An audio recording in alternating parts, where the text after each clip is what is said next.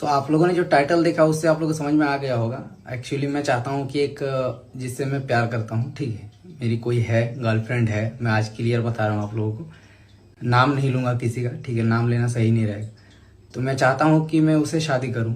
और शायद आप लोगों की वजह से सब कुछ सही हो चुका है। बस इतना ही आप लोगों को हिंट देंगे, बाकी तो आप लोगों को बाद में ही पता चलेगा।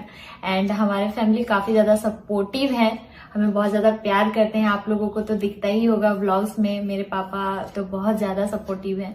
और फाइनली सब कुछ सही हो चुका है। तो फाइनली दोस्तों मनोज और ज्योति की शादी होने वाली है और ये मनोज दे ने खुद अपने फेसबुक स्टोरी में एक वीडियो डालकर सबको बताया है। जी हाँ, आप इस वीडियो में देख सकते हैं कि मनोज दे ने ज्योति श्री को प्रपोज कर दिया है शादी के लिए।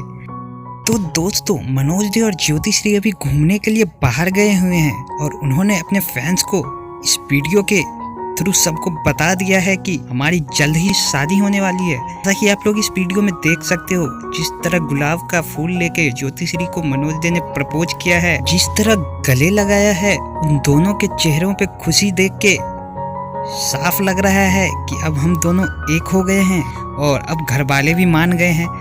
तो फाइनली अब इन दोनों की शादी होने वाली है। आप लोगों को इसके बारे में क्या कहना है हमें कमेंट में बताओ, और इन दोनों की जोड़ी आपको कैसी लगती है ये भी कमेंट